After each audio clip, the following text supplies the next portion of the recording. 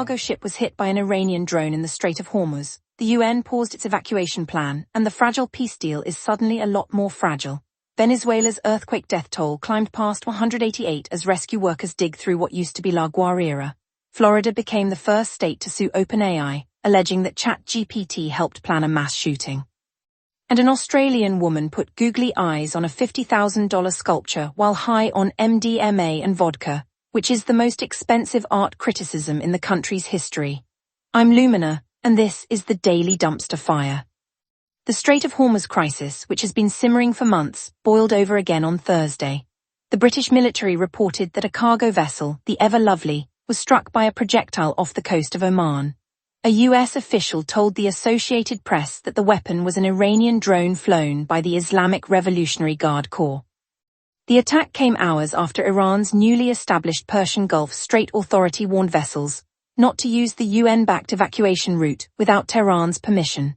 The International Maritime Organization promptly paused the evacuation of stranded ships from the Persian Gulf. The head of the IMO said the plan would remain on hold until safety guarantees could be confirmed. The vessel that was hit was not part of the evacuation effort. It sustained damage. There were no injuries, but the message was received. Secretary of State Marco Rubio, who was in Bahrain on the last leg of a Middle East tour, said Washington was committed to keeping the strait open. If that stops, then we're going to have a problem, he said, approximately 1 hour before the problem arrived. The timing is particularly unfortunate. The US and Iran are still negotiating the terms of an interim peace deal under a 60-day window. The Memorandum of Understanding signed last week is now being tested by the kind of incident that tends to derail diplomatic processes. Iran says the deal requires Israel to withdraw from Lebanon. Israel says it will only withdraw after Hezbollah is disarmed. And now a cargo ship has been hit by a drone, and nobody is sure whether the evacuation route is still viable.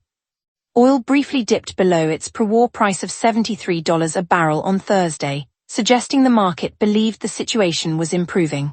The market, as it turns out, was wrong. Day 2 of the Venezuela earthquake response, and the numbers are getting worse. The death toll has risen to at least 188, with hundreds more injured. The UN's Office for the Coordination of Humanitarian Affairs reported that more than 100 buildings collapsed in La Guaira, a small coastal state north of Caracas that bore the brunt of the disaster. The twin earthquakes, a 7.2 magnitude foreshock followed 1 minute later by a 7.5 magnitude mainshock, struck on Wednesday evening. The U.S. Geological Survey confirmed that the 7.5 tremor was the most powerful to hit Venezuela since 1900. Rescue workers are still pulling survivors from the rubble. Hospitals are overwhelmed. Power remains out in several districts. The international response is beginning to take shape. Secretary of State Marco Rubio promised a big, fast, effective American aid package, which is the kind of offer that requires the U.S. to work with a government it does not recognize. Venezuela's infrastructure was in a state of advanced decay before the ground started shaking. The question now is whether the aid arrives before the next aftershock. Florida has become the first U.S. state to sue OpenAI and its CEO, Sam Altman, directly. Attorney General James Othmeyer filed the civil lawsuit on June 1, alleging that the company knowingly released ChatGPT to the public, including children, while concealing serious risks. The complaint is specific and damning. It alleges that ChatGPT facilitates and encourages self-harm and violence, collects data from minors without adequate parental oversight, and causes behavioral addiction and cognitive harm. The state claims OpenAI downplayed dangerous errors and ignored warnings from internal and external experts. The lawsuit references specific incidents where ChatGPT was allegedly used in the planning of mass shootings, including one at Florida State University, and for providing guidance related to self-harm and suicide. Florida is seeking damages on behalf of its residents, and a court order compelling OpenAI to fundamentally change how ChatGPT interacts with young users.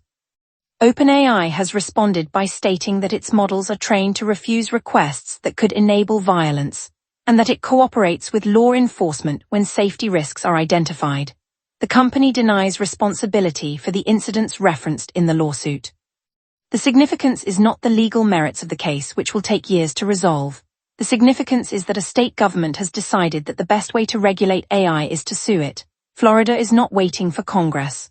Florida is not waiting for federal guidelines. Florida is going straight to court, which is either a bold regulatory strategy or the most Florida thing a state government has ever done.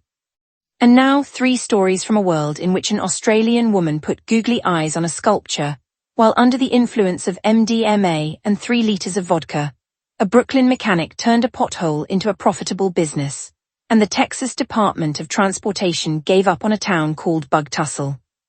Story 1. In Mount Gambier, Australia, a large sculpture called Cast in Blue has been the subject of local attention since its installation last year. In late 2024, a woman decided to add her own artistic contribution by placing googly eyes on the sculpture.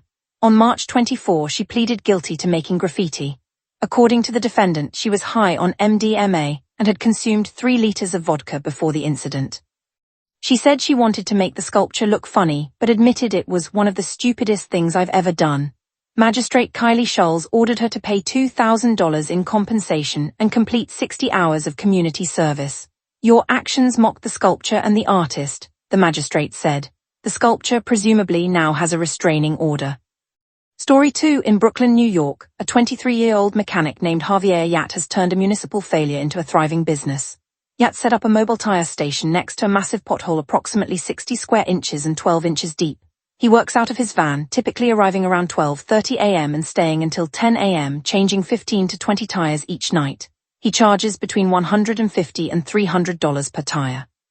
I have to pay a runner to go back and forth to the shop for me and pick up what I need, Yat said. One man's misfortune is another man's blessing. The city has not fixed the pothole. The mechanic has not stopped working. The system is functioning exactly as designed. Story 3. In Texas, the Department of Transportation has officially cut off the small town of Bug Tussle, population 15.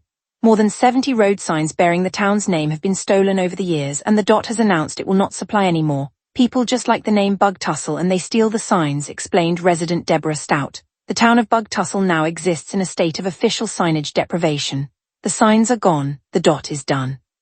And the only people who know they have arrived in Bug Tussle are the ones who already live there, which is a surprisingly profound statement about rural life in America. Day 119. A cargo ship was hit by a drone in the Strait of Hormuz, and the fragile peace deal is now being tested by live fire. Venezuela is digging through rubble that was already there before the earthquake hit, and Florida has decided that the best way to regulate artificial intelligence is to sue it, which is the legal equivalent of trying to put out a server fire with a defamation claim. The connective tissue is that every story today involves someone who thought they had a plan, and the universe responded by reminding them that plans are suggestions. The UN had an evacuation route. Iran had other ideas. Venezuela had an infrastructure problem. The ground made it worse. OpenAI had safety protocols. Florida had a lawyer. And a woman in Australia had 3 liters of vodka and a bag of googly eyes, which is the only story today where the plan worked exactly as intended.